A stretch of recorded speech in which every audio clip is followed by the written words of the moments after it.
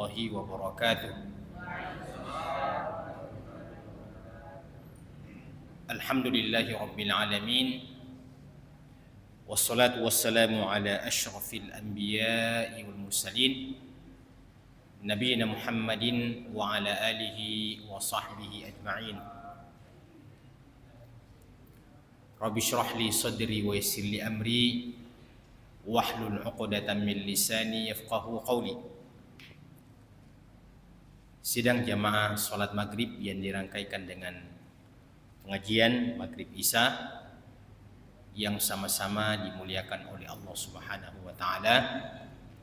Alhamdulillah, kita bersyukur kepada Allah Subhanahu wa taala yang senantiasa memberikan inayah dan pertolongan kepada kita sekalian untuk kita bisa melangkahkan kaki ke tempat-tempat yang dicintainya, ke tempat-tempat yang diridhoinya, dalam rangka menunaikan kewajiban kita sebagai seorang muslim, kewajiban rutin salat 5 waktu secara berjamaah insyaallah.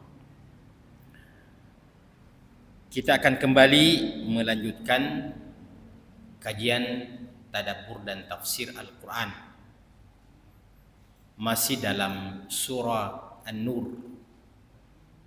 Kita telah membahas ayat yang ke-35, kemudian ayat yang ke-36, kemudian ayat yang ke-37, kemudian ayat yang ke-38, dan insyaallah pada malam ini kita akan bahas ayat yang ke-39. Apa rentetan antara ayat-ayat yang disebutkan sebelumnya dengan ayat yang kita akan bahas pada malam ini? Kita akan mulai dengan memberikan kesempatan kepada salah seorang jamaah, sebagaimana kebiasaan kita pada pertemuan-pertemuan yang lalu, untuk membacakan ayat-ayat pilihan kemudian dengan terjemahannya. Dipersilahkan kepada salah seorang jamaah. Ya, bagus kalau bergantian, ya, bergantian.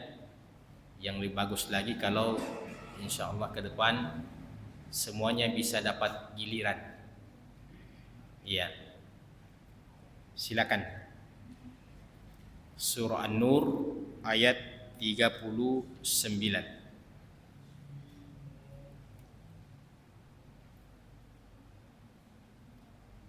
Ayo.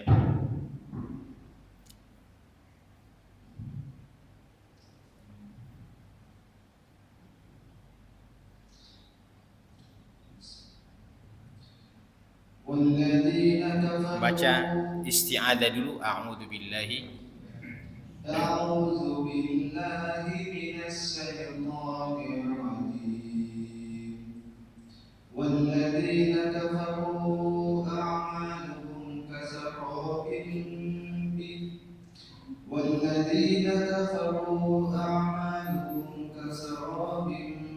biqi'atin yahsabuhu dhul'anu ma'a, yahsabuhu dham'anu ma'a,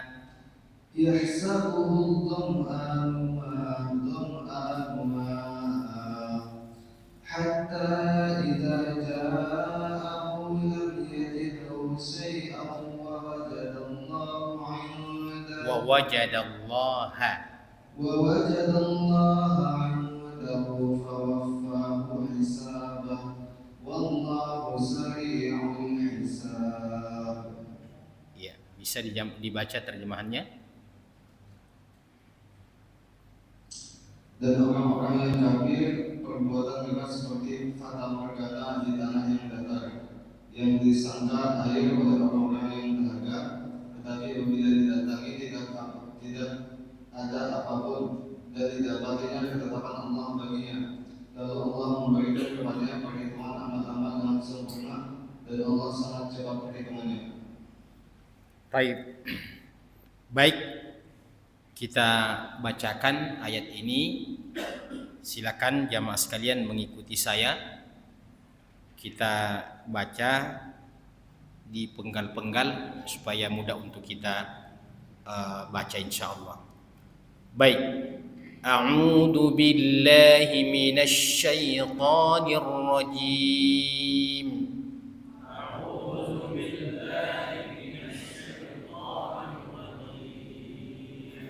Bismillahirrahmanirrahim.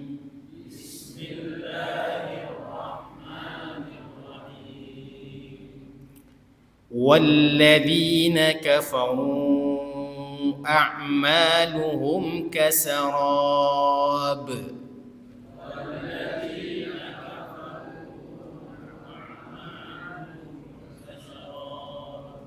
والذين كفروا أعمالهم كسراب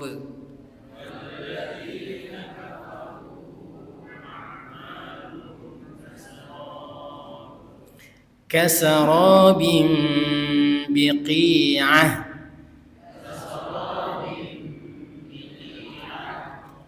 كسراب بقيعة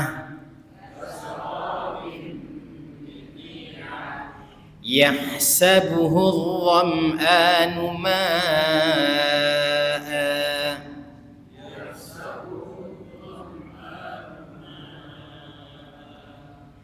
حتى إذا جاءه لم يجده شيئا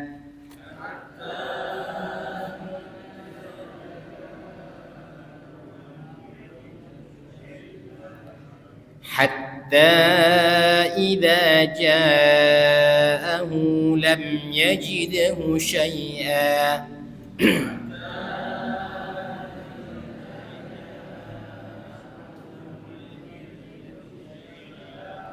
ووجد الله عنده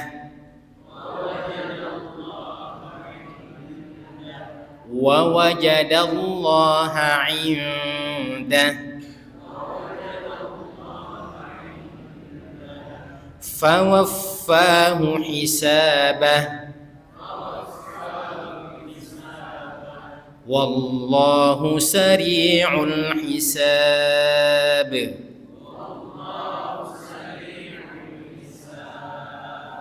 Ya, sekali lagi. Walladzina kafaru a'maluhum kasarab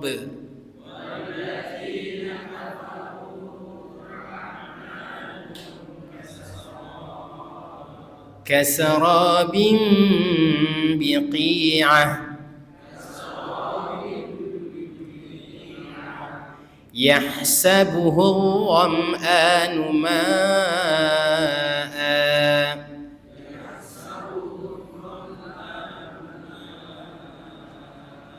حتى إذا جاءه لم يجده شيئا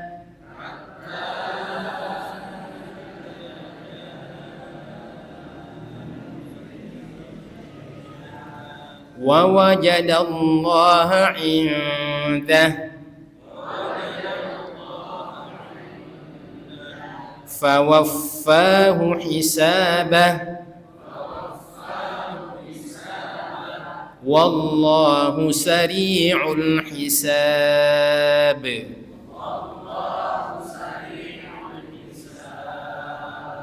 Iya, jadi saya baca sekali lagi.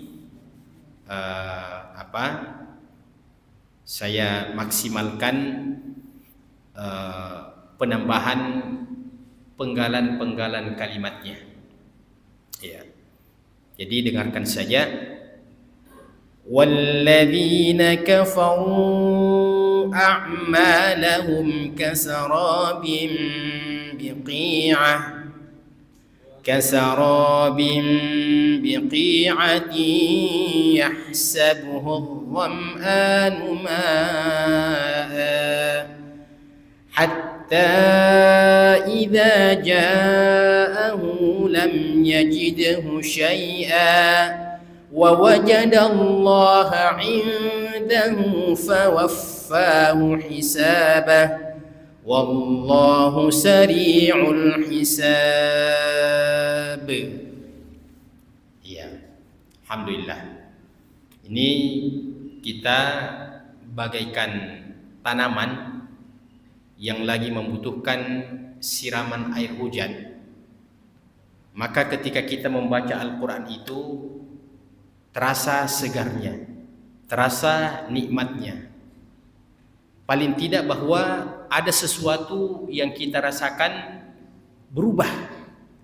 Yang tadinya mungkin kita seperti ada kesempitan-kesempitan dada, ada semacam perkara-perkara yang mungkin membuat kita berat dalam kehidupan ini, itu memang sudah merupakan janji Allah bahwa siapa yang membaca Al-Quran maka Allah Subhanahu wa ta'ala akan menambah keimanannya.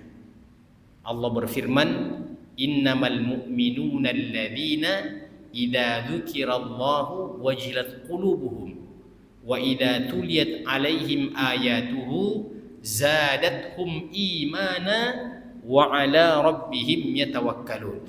Di awal-awal surah Al-Anfal.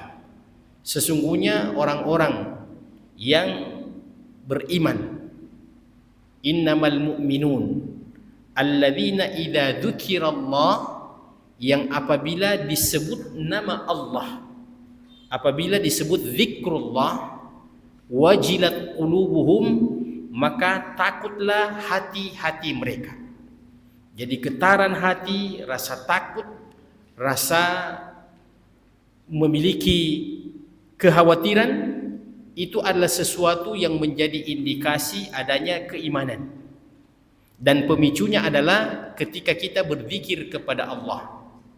Innamal mu'minuna alladzina idza dzukirallah wajilat qulubuhum, bergetarlah hati-hati mereka, wa idza tuliyat alaihim ayatuhu, dan apabila dibacakan ayat-ayatnya, zadathum imana, maka bertambahlah keimanannya, wa ala rabbihim yatawakkalun, dan mereka senantiasa bertawakal hanya kepada Tuhan mereka. Jadi dalam ayat ini, ayat Al-Anfal yang saya maksudkan, Allah menyebutkan dua. Yang pertama zikrullah, yang kedua adalah membaca Al-Quran. Kenapa Allah menyebutkan zikrullah, kemudian setelah itu membaca Al-Quran? Ini menyebutkan yang umum, kemudian menyebutkan yang khusus. Menyebutkan yang umum, kemudian menyebutkan yang khusus. Apa maksudnya menyebutkan yang umum? Bahwa zikrullah, berzikir kepada Allah itu banyak macamnya. Berzikir kepada Allah itu banyak macamnya.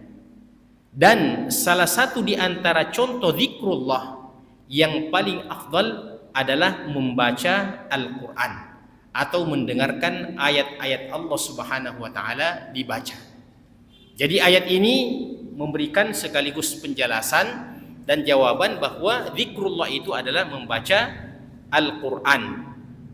Kemudian dalam ayat yang lain Allah Subhanahu wa ta'ala menyebutkan bahwa zikrullah itu bisa berupa salat. Allah Subhanahu wa ta'ala berfirman dalam surah Al-A'la, wa dzakara asma rabbih fasalla, wa dzakara asma rabbih fasalla, dia berzikir kepada Tuhannya kemudian dia salat. Berarti kita kalau mau membuatkan semacam bagan, zikrullah itu umum, zikrullah, kita buat zikrullah. Kemudian kita buat semacam apa? Panah. Kita membuat semacam panah. Pokoknya kita buat zikrullah. Kita buat panah. Yang pertama adalah tilawatul Quran, membaca Al-Quran. Yang kedua adalah iqamatus shalah, mendirikan salat. Apa dalilnya? wa idza tuliyat alaihim ayatuhu, dan apabila dibacakan ayat-ayat Allah, kemudian wa dzakara asma rabbih, dia mengingat Tuhannya, dia berzikir kepada Tuhannya, kemudian dia salat. Dalam ayat yang lain lebih jelas lagi Allah mengatakan wa aqimis salata li dzikri, dan dirikanlah salat untuk mengingatku. Kemudian apalagi contoh daripada zikrullah? Allah berfirman, ya ayyuhalladzina amanu dzkurullaha dzikran katsira. Hai orang-orang yang beriman, berzikirlah kalian kepada Allah dengan zikir yang banyak. Maka apa yang Allah sebutkan setelah itu? Wasabbihuhu bukratan wa asila, dan bertasbihlah kepadanya di waktu pagi dan di waktu sore. Berarti zikrullah itu dalam 3 ayat yang kita kutip ini sudah memberikan contoh bahwa paling tidak sudah ada 3 contoh zikrullah yang Allah ajarkan dalam ayat-ayat ini. Yang pertama zikrullah membaca Al-Quran. Kemudian zikrullah adalah mendirikan salat. Kemudian zikrullah mengucapkan tasbih. Dan tasbih ini adalah zikir yang mewakili zikir ungkapan-ungkapan yang lain. Wasabbihuhu bukratan wa asila, dan sucikanlah Allah Subhanahu wa taala di waktu pagi dan di waktu sore. Kemudian kaitannya dengan membaca Al-Quran, Allah mengatakan wa idza tuliyat alaihim ayatuhu zadathum imana. Apabila dibacakan ayat Allah, baik dia mendengarkan, lebih baik lagi kalau dia bacakan sendiri. Seperti apa yang kita praktekkan, kita dengarkan dan kita langsung praktekkan baca sendiri. Apa kata Allah Subhanahu wa taala setelah proses mendengar dan setelah proses membaca Al-Quran itu? Allah janji dengan mengatakan zadathum imana, maka bertambahlah keimanannya. Jadi membaca Al-Quran ini jamaah sekalian, kira-kira analoginya sama ketika kita mencas barang-barang elektronik. Sama ketika kita mencas HP umpamanya. Ketika kita mencas HP, seberapa lama kita cas HP kita, maka itu akan muncul ya signal setelah itu. Akan bertambah stromnya karena ia telah dicas. Maka demikian pula jiwa-jiwa kita ini, hati-hati kita ini, itu akan bertambah keimanannya dengan membaca Al-Quran. Berarti kebalikannya, tidak membaca Al-Quran, tidak pernah menyirami diri dengan bacaan Al-Quran, itu dapat melemahkan keimanan. Kenapa? Karena Allah mengatakan kalau dibaca bertambah. Berarti kalau tidak dibaca, kebalikannya berkurang. Dan memang ada pembahasan para ulama bahwa iman itu yazidu wa yanqus. Iman itu sesuatu yang memang memiliki sifat fluktuasi. Jadi iman itu memiliki sifat fluktuasi. Fluktuasi naik turun. Jadi sebagaimana iman bisa bertambah, maka iman juga bisa berkurang. Yang perlu kita ketahui jamaah sekalian, dengan apa dia bertambah dan dengan apa dia bisa berkurang. Bahkan dia bisa hilang, wal'iyadzubillah. Jawabannya adalah dia bertambah dengan ketaatan dan berkurang dengan kemaksiatan. Betul-betul kita rasakan itu Pak, ketika teratur lagi ibadah kita dalam sehari, terasa betul itu bagaimana ketenangan jiwa yang kita rasakan. Ketika pada hari itu mungkin banyak lagi bolong-bolong kita punya kewajiban-kewajiban, ya, salat-salat jamaah kita tidak terperhatikan, zikir-zikir kita lalaikan. Terasa bahwa ada sesuatu yang anjlok dalam perasaan kita. Dan itu adalah merupakan janji Allah Subhanahu wa taala. Baik jamaah sekalian, ayat yang kita bahas ini, ayat yang ke-39 dari surah An-Nur. Kalau Allah Subhanahu wa taala berbicara pada ayat ke-35, ayat ke-36, ayat ke-37. Paling tidak sampai di situ.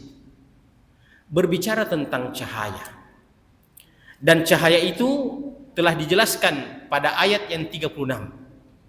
Di antaranya kalau seandainya secara tersirat kita bertanya, di mana cahaya itu dapat kita temukan?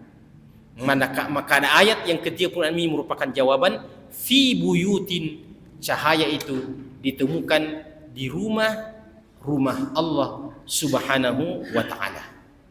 Kemudian pada ayat yang ke-37, untuk mempertahankan cahaya itu, rijalun la tulhihim tijaratun wala bay'un an dzikrillah, ada orang-orang yang tidak dilalaikan karena sebab berbisnis dan jual beli. Ada orang-orang yang tidak dilalaikan oleh gara-gara berdagang dan berjual beli transaksi untuk mengingat Allah Subhanahu wa ta'ala dan untuk mendirikan salat. Nah, makanya dalam ayat ini ingat, kita sudah punya pola tadi bahwa zikrullah itu banyak macamnya. Untuk tidak dilalaikan, tetap mengingat Allah Subhanahu wa ta'ala. Dan mengingat Allah Subhanahu wa ta'ala, salah satu di antaranya adalah mendirikan salat. Sehingga mendirikan salat itu adalah bagian daripada mengingat Allah Subhanahu wa ta'ala. Maka pada ayat yang ke-39 ini jamaah sekalian, Allah Subhanahu wa ta'ala akan mencoba menjelaskan kepada kita lawan daripada ayat-ayat sebelumnya, atau kebalikan daripada ayat-ayat sebelumnya. Di mana ayat sebelumnya bercerita tentang cahaya, bercerita tentang petunjuk, maka ayat berikutnya ini adalah bercerita tentang kegelapan. Bercerita tentang kegelapan, bercerita tentang kesesatan. Oleh karena itu, kita kasih judul tema kita ini, analogi Al-Quran tentang kesesatan. Bagaimana Al-Quran membuat analogi, bagaimana Al-Quran membuat perumpamaan untuk memahamkan kepada kita yang namanya kesesatan itu. Sebagaimana pada ayat-ayat sebelumnya Allah membuat analogi dan perumpamaan untuk memahamkan kepada kita tentang cahaya dan petunjuk itu. Maka berikut ini Allah membuat perumpamaan, Allah membuat analogi tentang kesesatan itu.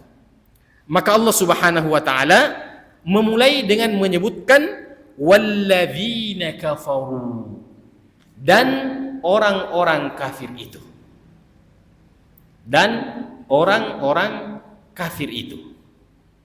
Sekarang kita akan mulai menjelaskan apa pengertian al-kufru dari sisi bahasa. Dari kata-kata kafara, yakfuru, kafir. Kita katakan kafir. Apa sebenarnya pengertian etimologi dari kata-kata al-kufru, kekufuran, yang demikian banyak kita temukan di dalam Al-Quran. Innal ladzina kafaru sawa'un 'alaihim a'andzartahum am lam tunzirhum la yu'minun. Orang-orang kafir itu kamu berikan peringatan atau kamu tidak berikan peringatan, sama saja bagi mereka, la yu'minun, tidak akan beriman kepada Allah Subhanahu wa ta'ala. Fi qulubihim maradun, itu karena di dalam hati mereka ada penyakit. Di dalam hati mereka ada penyakit. Penyakit apakah itu? Penyakit itu banyak macamnya. Penyakit itu banyak macamnya. Yang pertama penyakit itu berkaitan dengan kekufuran adalah maradus syubha, yaitu penyakit ketidakjelasan dan penyakit kesamar-samaran. Jadi sesuatu yang samar-samar, yang tidak jelas bagi seseorang, ini kebenaran, ini kebatilan, ini kekufuran, ini tauhid, ini bid'ah, ini sunnah. Kalau samar-samar bagi seseorang itu namanya maradus syubha. Maradu asyubha, syubhat. Syubhat sesuatu yang samar-samar, sesuatu yang tidak jelas.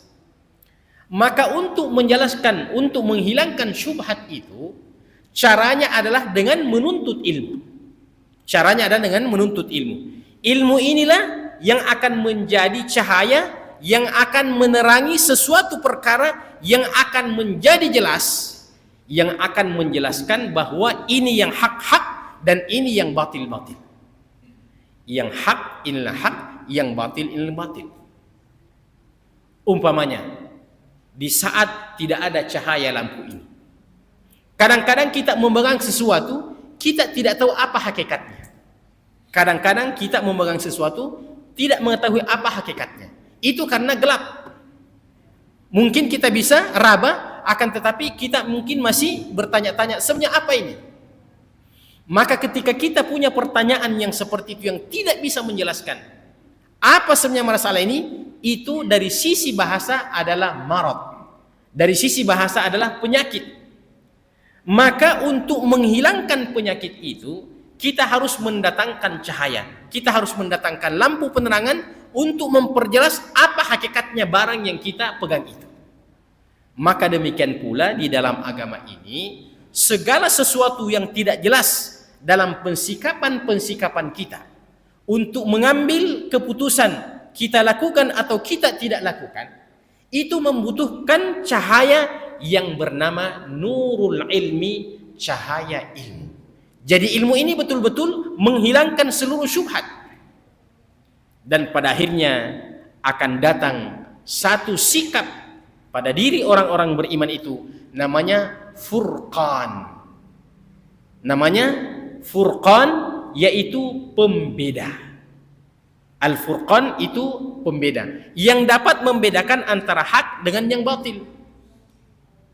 Jadi ketika Nabi Shallallahu Alaihi Wasallam bertemu dengan musuhnya di medan pertempuran itu, berhadapan dengan musuh-musuh mereka, orang-orang kafir yang menentang Islam itu, ketika umat Islam mengalami kemenangan, Allah Subhanahu Wa Taala menyebut nama tersebut atau peristiwa tersebut dengan yaumal taqal jam'an, bertemunya dua kelompok, yaitu yaumul furqan, hari pembeda. Hari pembeda, bahwa yang ikut dengan Nabi sallallahu alaihi wasallam adalah orang-orang yang mempertahankan kebenaran.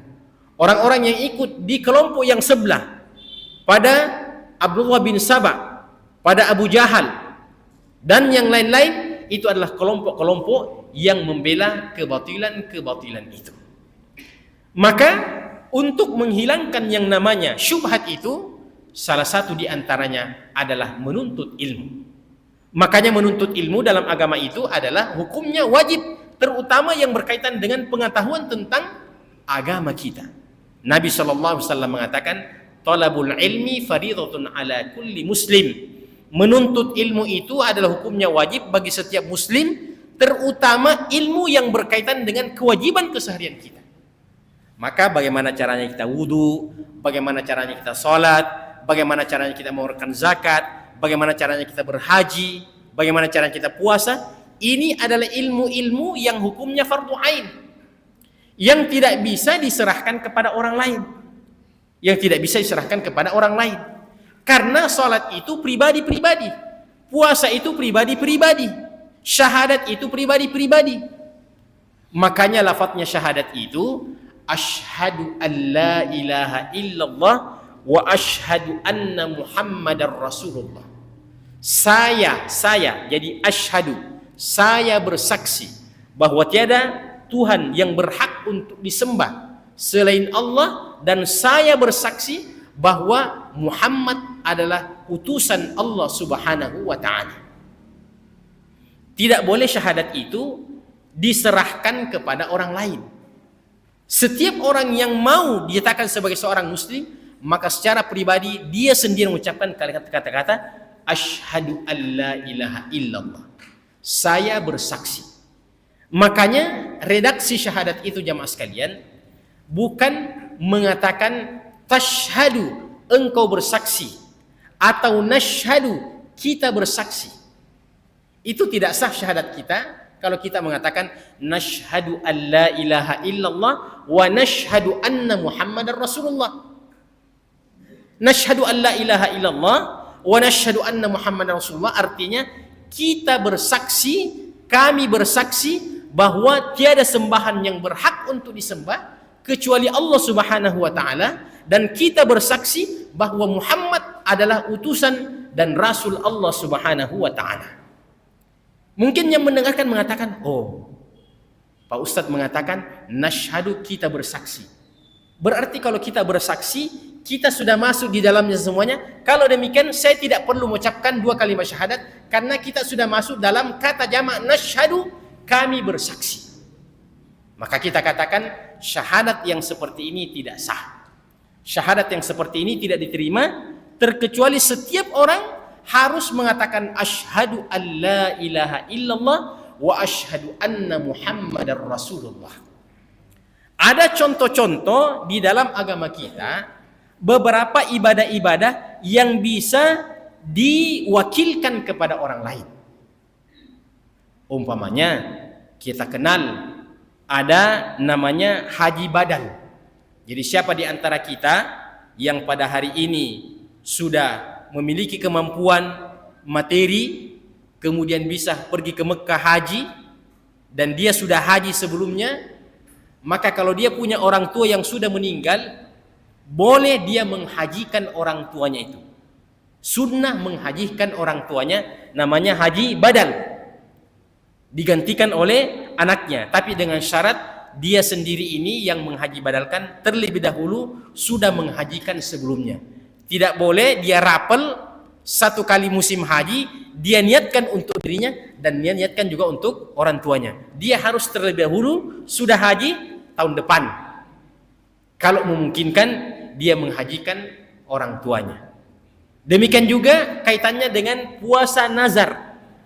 Kalau ada, kita tahu orang yang pernah berpuasa nazar, bernazar untuk berpuasa, umpamanya orang tuanya kah atau kerabatnya kah, kemudian dia meninggal dunia sebelum dia melaksanakan puasa nazar itu, maka bagi ahli warisnya, bukan wajib, maka bagi ahli warisnya disunnahkan untuk menggantikan puasanya itu.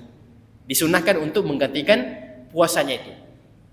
Adapun syahadat, maka tidak ada jalannya untuk kita gantikan orang lain bersyahadat.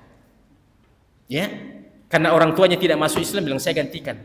Itu tidak ada istilah bisa digantikan dalam bersyahadat. Setiap kita mengatakan asyhadu an la ilaha illallah wa asyhadu anna Muhammadar Rasulullah. Kemudian kita belum jelaskan tentang apa makna al-kufru secara bahasa. Al-kufru secara bahasa jamaah sekalian adalah sesuatu yang tertutup. Sesuatu yang tertutup. Maka dikatakan orang kafir itu sebagai orang kafir karena ada sesuatu yang paling urgen yang tertutup pada dirinya. Apakah dia itu? Yaitu tertutupnya hati mereka untuk mengenal Islam. Tertutupnya hati mereka untuk mengenal Allah Subhanahu wa taala. Tertutupnya hati mereka untuk mengenal siapa Muhammad sallallahu alaihi wasallam. Makanya di sini dikatakan walladzina kafaru, dan orang-orang kafir itu penjelasannya dikatakan yaitu kafaru bi rabbihim wa kafaru bi rusulihi. Yaitu orang yang kafir adalah orang yang kafir terhadap Allah Subhanahu wa taala dan kafir terhadap utusan dan rasul-rasul Allah Subhanahu wa taala. Kenapa orang kafir itu dikatakan sebagai orang kafir? Orang yang tidak mengenal Allah Subhanahu wa taala, ada penghalang yang menjadikan dia tidak mengenal Allah Subhanahu wa taala. Dan ini namanya kufrul juhud, adalah bentuk kekafiran yang sifatnya penentangan. Bentuk kekufuran yang sifatnya penentangan. Ada bentuk kekufuran yang sebenarnya dia kenal Allah Subhanahu wa taala. Dia tahu Allah sebagai pencipta. Akan tetapi karena dia menentang kebenaran itu, maka dia dikategorikan sebagai orang yang kafir.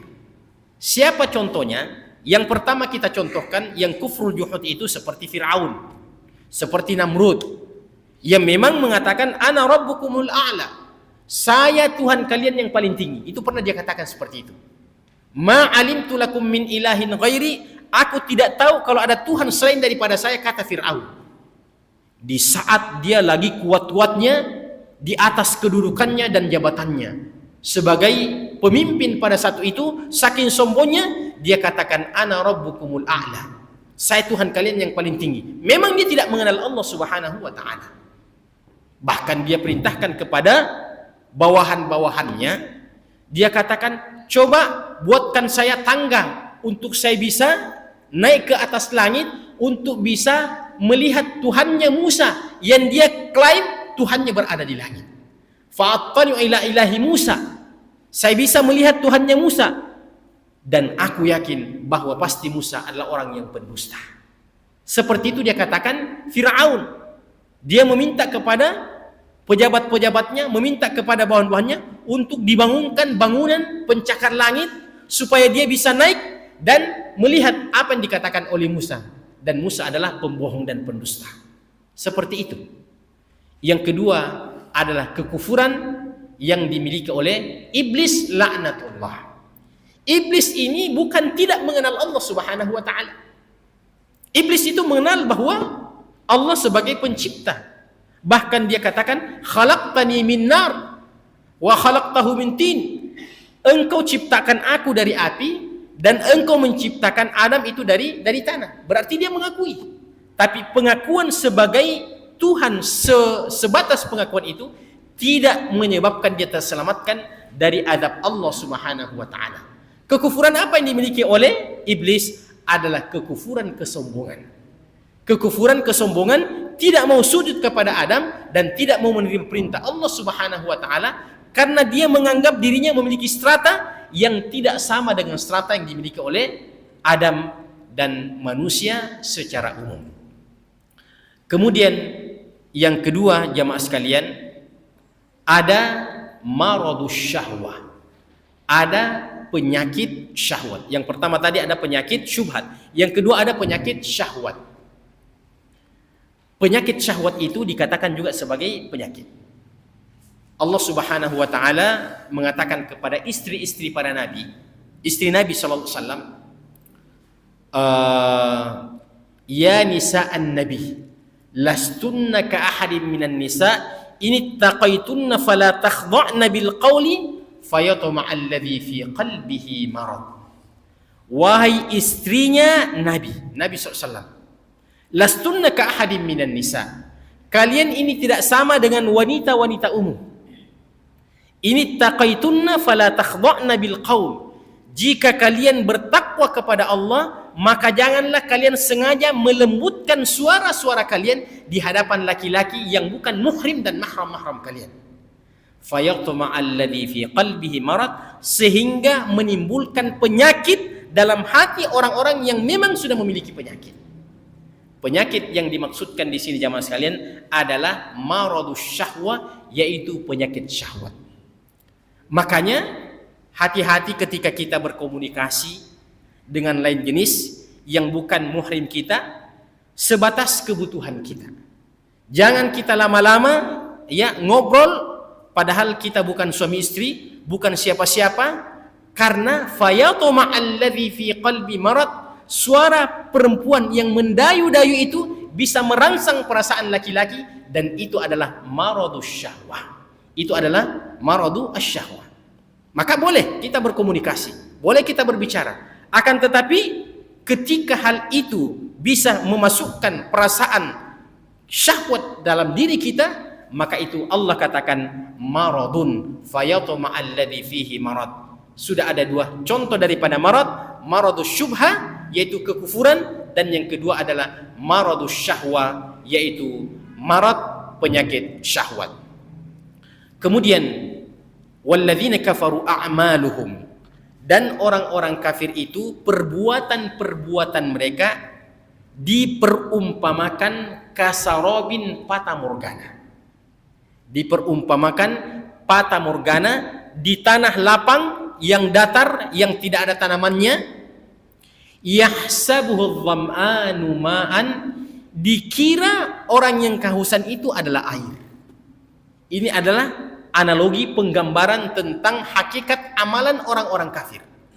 walladzina kafaru a'maluhum kasarabin biqi'ah yahsabuhu adh-dham'anu ma'an hatta idza ja'ahu lam yajidhu syai'a. Sampai ketika ia mendatangi daripada tempat tersebut, ternyata dia tidak mendapatkan apa-apa. Ya. Kita sudah paham semua jamaah sekalian apa itu fata morgana?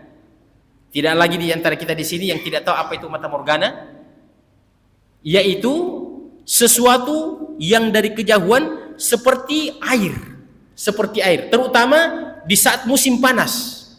Itu kelihatan seperti ada air. Itu namanya sarab, fata morgana. Dan Allah jadikan itu sebagai sebuah perumpamaan. Allah jadikan itu sebagai sebuah perumpamaan tentang amalan dan hakikat daripada orang-orang kafir yang kelihatannya memang membuat kita ini sangat merindukannya, ya, sangat menginginkannya. Bayangkan kalau kita lagi kehausan, Pak, kita melihat ada air di padang pasir, ternyata dia adalah fata morgana. Makanya Allah katakan yahsabuhu dham'anu ma'an, disangka dan dikira oleh orang yang kehausan itu adalah air. Hatta idza ja'ahu lam yajidhu syai'a, sampai ketika mendatangi tempat tersebut, maka ternyata dia tidak mendapati sedikit pun daripada apa yang menjadi harapannya itu.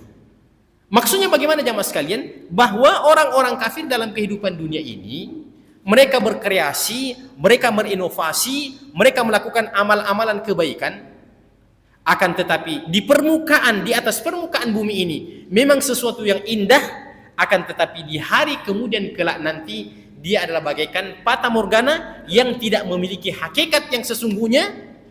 Dan ini ada satu perumpamaan yang sangat mendalam dalam ayat ini, di mana bukan hanya sekedar disangka oleh orang-orang yang haus itu air, tapi yang paling mencengangkan jamaah sekalian adalah ketika kita sudah menyangka bahwa itu adalah air, kemudian muncul semangat kita untuk mendatangi tempat tersebut. Kemudian ternyata setelah kita sampai tempat tersebut, ternyata apa yang menjadi harapan kita itu ternyata adalah fata morgana, sesuatu yang tidak ada hakikatnya. Ini jauh lebih menyakitkan dibandingkan andaikan dari awal kita menganggap bahwa itu tidak ada.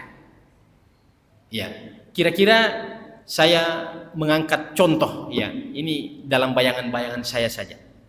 Ya, namun contoh ini kurang bagus. Ya, contohnya umpamanya kita mungkin singgah di satu masjid. Kita singgah di satu masjid, sudah mau sekali buang air. Ya. Dan sudah bersemangat mencari kamar mandi. Iya, bisa dibayangkan itu, Pak. Ternyata tidak ada air di situ. Akhirnya terpaksa kita tahan, Pak. Itu jauh lebih berat dibandingkan dari awal kita tahu bahwa di tempat ini memang tidak ada air. Maka orang-orang kafir itu ketika menganggap bahwa amalan dan kreasi mereka di dunia itu sesungguhnya mereka bisa dapatkan, ternyata sampai di hari kemudian nanti mereka tidak mendapatkan apa-apa. Dan itulah gambaran tentang penyesalan orang-orang yang mengira melakukan kreasi dalam kehidupan dunia ini, ternyata di hari kemudian kelak nanti mereka tidak mendapatkan apa-apa.